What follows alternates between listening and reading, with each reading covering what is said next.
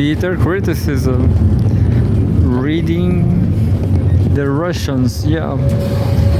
Let's read the Russians. What the Russians are doing.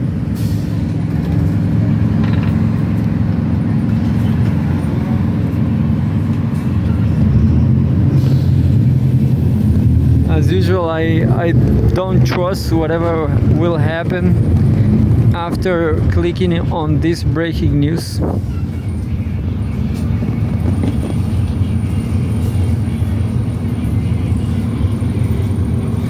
But this time is fresh. It's from today, May 2023. Yeah, May 23. So I don't remember. Anyway, let's read it. There's a mistake on Russia Today site for smartphones, but here we go.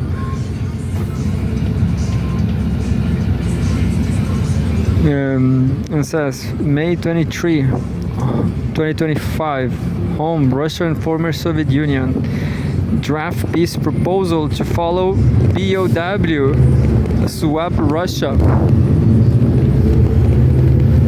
The document will include, quote, conditions for a lasting comprehensive settlement, end quote, of the Ukraine conflict, Foreign Minister Sergei Lavrov has said.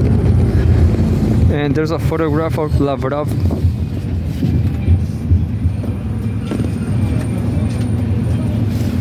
That says Russian Foreign Minister Sergei Lavrov and the photograph. Russia will be Lavrov, who don't like the nickname as rock star. It's too funny for him, maybe. Russia will be ready to present its draft peace proposal to Ukraine by the time the two sides complete their latest military and civilian POWs swap. Russian Foreign Minister Sergei Lavrov has said Moscow is, quote-unquote, actively working on a document in line with what was agreed during the Istanbul talks between Russian and Ukrainian negotiators last week, according to the minister. Preparing and presenting draft peace proposals was one of two major milestones achieved by Moscow and Kiev during the Istanbul meeting. The first direct negotiations between the two warring parties since 2022, when Ukraine unilaterally walked away from the negotiating table. The second was a major prisoner swap involving 1,000 POWs from each side, which started on Friday. Moscow and Kiev expected the exchange to continue over the weekend. Russia's peace proposal would include, quote, conditions for reaching a sustainable, lasting, comprehensive agreement on the peace settlement, end quote, Lavrov said. Quote, as soon as the prisoner swap is over, we will be ready to hand over this draft document to the Ukrainian side, quote. End quote, the minister told journalists on Friday, adding that the proposal is, quote, currently being finalized, end quote. Russian President Vladimir Putin said on Monday that he had agreed with US President Donald Trump that the next move toward resolving the Ukraine conflict should be a memorandum outlining the principles and timeline for a peace settlement. The American leader has been pushing Moscow and Kiev towards resolving the Ukraine conflict since taking office in January, and has recently urged them to engage in direct talks. In Istanbul, Russian and Ukrainian delegations agreed to resume contacts once each side presents a draft peace deal. Speaking at a conference in Moscow earlier on Friday, Lavrov said that the time frame for the next meeting between the Russian and Ukrainian delegations had, quote, not yet been determined, end quote. According to media reports on the talks, Kiev allegedly reiterated its demands for an immediate ceasefire, which the Russian side declined. Moscow has repeatedly cited concerns that a pause will be exploited by Ukraine to rearm and regroup its forces. Russia has stated that it prefers a lasting settlement, addressing the root causes of the conflict to a temporary truce.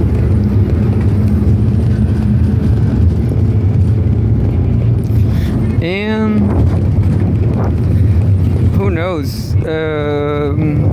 Let's keep reading Russia Today. Lo que pasa es que nosotros somos muy nerviosos, muy alterados. Another news from this very day, May 2023,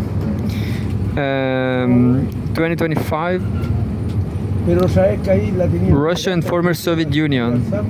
Y me dijeron uno de estos. Pero me salió bien. Kiev can retake lost regions. Kiev can retake lost regions. For former top general. Yeah, it's the same. Is always the same problem. Kiev still wants Crimea back. Crimea is Russian territory since 2014, more than 11 years ago. Ukraine barely has the resources to fight for its own survival, Valery Zaluzhny has said. There's a photo, former Ukrainian leader, former top Ukrainian general Valery Zaluzhny. Why he's saying this? Interesting. Kiev should abandon its ambition to regain control over the territories it has lost to Russia. Valery Zaluzhny, the former commander-in-chief of the Ukrainian army, has said, only through a quote-unquote miracle could Ukraine achieve such a goal, according to the general. Quote, I hope that there are no people in this hall who are still hoping for some miracle that will bring peace to Ukraine and will bring back the borders of 1991 or 2022, end quote. The former commander, who currently serves as Kiev's ambassador to London, told a Ukrainian Defense Export Forum on Thursday. Zaluzhny was referring to Kiev's territorial claims on Crimea, and the four former Ukrainian regions that have since joined Russia. Crimea voted to return to Russia in the wake of the Western-backed Maidan coup in Kiev in 2014, and the two Donbass republics, as well as Kherson and Zaporizhia regions, follows suit in autumn 2022, following the escalation of the Ukraine conflict in February on that year. But what I don't understand is what is Zaluzhny is doing nowadays, because as a Ukrainian commander general, I guess he cannot say this kind of things.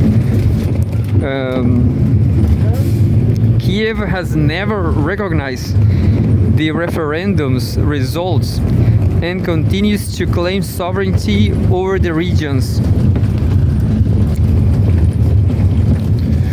According to Zaluzhny, Kiev is locked in a quote-unquote war of attrition with Moscow and Russia still has the resources to strike at Ukrainian targets and conduct offensive operations. Ukraine faces, quote, a tremendous shortage of human resources and catastrophic economic situation, end quote. The retired general warned. Under such circumstances, Ukraine can only wage a, quote unquote, high-tech war of survival, where it should strive to use, quote, minimal resources, end quote, to achieve, quote unquote, maximum results. Zaluzhny maintained. He said that the country, quote unquote, is not capable of waging any other type of war, end quote, should not even think about it, end quote. Zaluzhny's remarks come amid continued Russian advances on the front line. In late April, Moscow's troops fully liberated Kursk region. Oh, I didn't knew that. In late April, Moscow's troops fully liberated Kursk region on the Ukrainian border, driving out Kiev's forces that had occupied some areas there last year. Great. It's not long time ago, late April. Over the past seven days alone, the Russian military has taken control of 6 settlements, including 4 villages in the Donetsk People's Republic, according to the Russian Defense Ministry. Last week, Moscow and Kiev also sat down for the first direct peace talks in some 3 years, after President Vladimir Putin suggests resuming the process without any preconditions. The two sides are now expected to exchange draft peace proposals, according to Russian Foreign Minister Sergei Lavrov.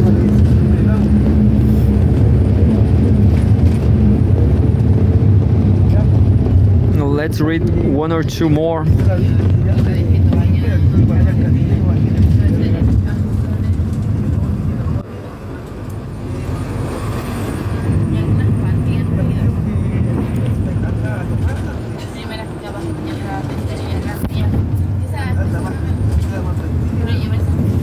And says, also May 23, Ukraine peace talks, EU militarization and the fate of Kiev regime. Key takeaways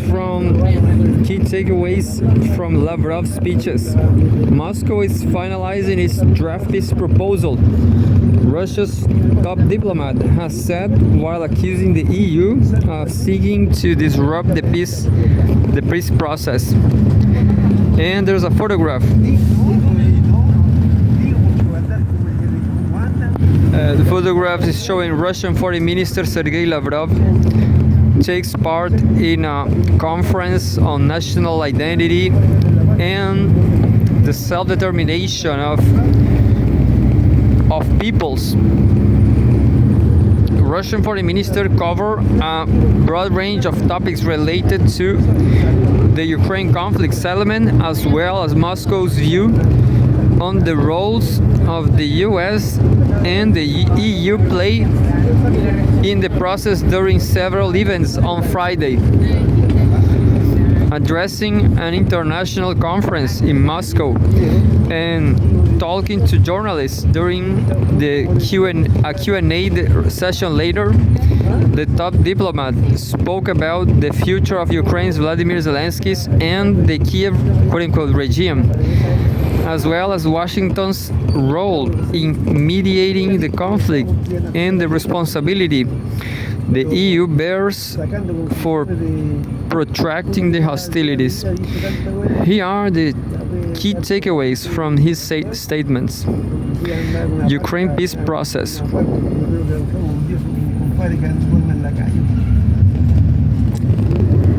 Lavrov emphasized that Russia remains open to renew negotiations, provided They focus on the root causes of the conflict and acknowledge the current realities on the ground. He said that Russia is currently, quote unquote, actively working on a memorandum outlining steps toward a potential peace agreement and plans to deliver it to the Ukrainian side. According to the minister, Moscow will be ready to present its draft peace proposal to the Ukrainian side once the major POW exchange is over. On Friday, the two sides started the swap agreement in Istanbul last week. The exchange is expected to continue over the weekend. So far, no new meeting date for the Russian and Ukrainian delegations has been set, Lavrov stressed. The sides agreed to resume contact once each of them prepares a detailed draft peace proposal. The minister also objected to ceasefire suggestions that will place no restrictions on Ukraine's interactions with the West, arguing that such a truce will simply allow Kiev to rearm its forces. Russia's top diplomat described it as, quote-unquote, not very realistic, the possibility of holding the talks in the Vatican, as had been proposed by Pope Leo XVI. It will be, quote-unquote, inelegant for two Orthodox Christian countries to mediate their conflict in the capital of the Catholic faith, Lavrov said.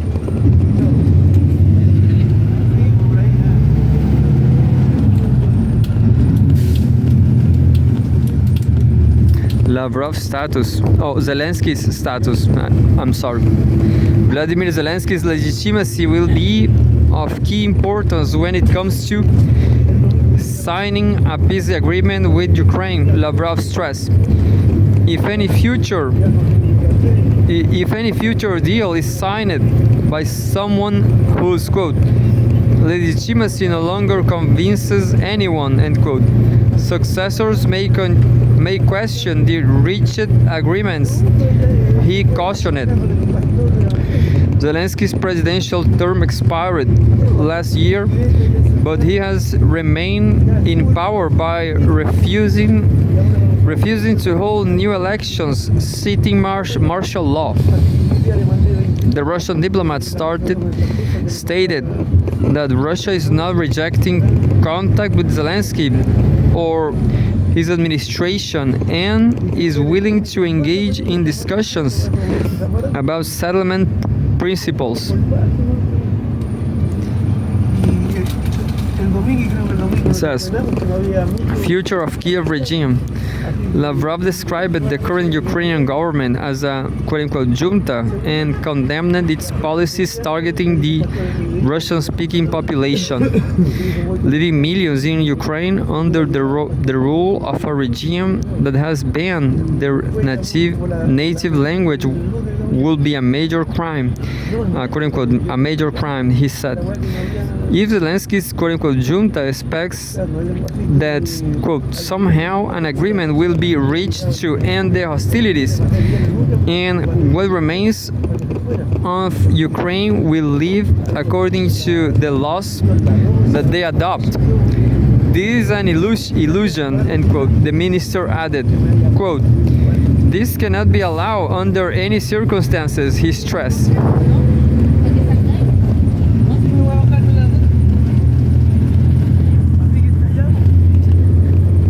Russia-US relations. Lavrov welcomed US President Donald Trump's efforts to mediate peace in the Ukraine conflict. The minister noted that Trump was the first Western leader who publicly said that drawing Ukraine into NATO was a grave mistake, end quote, and blamed the administration of his predecessor Joe Biden for the escalation of the conflict. Russia is open to cooperation with the US on peace, energy, and technology provided it is based on equally and mutual benefit. However, Lavrov acknowledged that US foreign policy has historically shifted unpredictably, and that Russia takes this into account when planning its actions. Security crisis in Europe.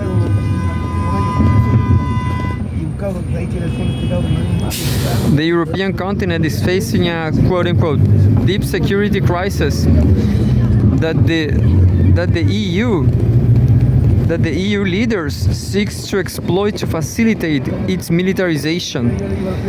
The foreign minister warned, according to Lavrov, the end quote, Euro-Atlantic security structures have fallen short, end quote, of providing real security for the continent.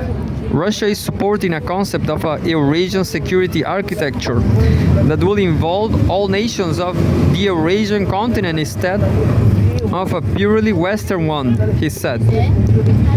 According to Lavrov, Russia does not want to, quote, fence itself off from NATO, but seeks instead an inseparable security structure for, quote, all the nations of Eurasia, including its western part. That's great, because I mean that will solve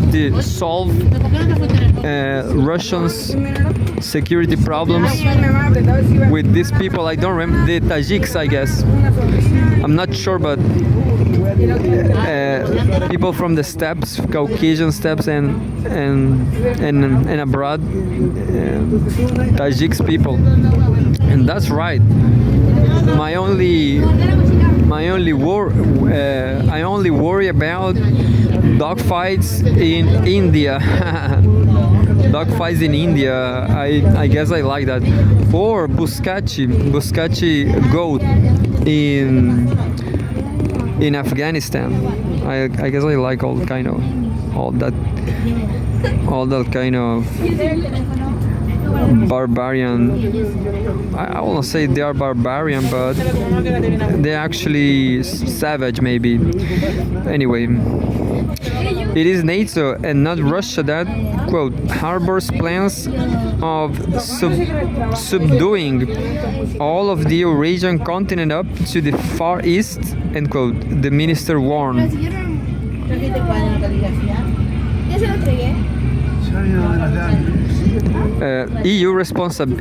EU quote-unquote responsibility for continued bloodshed. The EU leaders are quote-unquote fueling the Ukraine conflict and encouraging Zelensky and his quote-unquote regime to continue the hostilities against Russia, Lavrov told journalists during the Q&A session called by French President Emmanuel Macron, British Prime Minister Keir Starmer, and German Chancellor Friedrich Merz on Russia to agree to an quote-unquote unconditional ceasefire, are disguised for their plans to continue pumping the Kiev quote-unquote regime with arms, the foreign minister has stated. The EU leaders seek to disrupt the peace process renewed during the direct talks between the Russian and Ukrainian delegations in Istanbul last week, Lavrov believes. Quote, they have bet their reputation on dragging Europe into a war against Russia to facilitate the militarization of Europe. end quote, the minister warned, adding that the Western governments plan to allocate, quote unquote, huge sums of money for that goal. Quote, there is certainly Europe's responsibility, end quote, in protracting the Ukraine conflict, Lavrov said, adding that the EU leaders will, quote, find it hard to shed this responsibility, end quote. And that's it. Great journalism from Russia Today.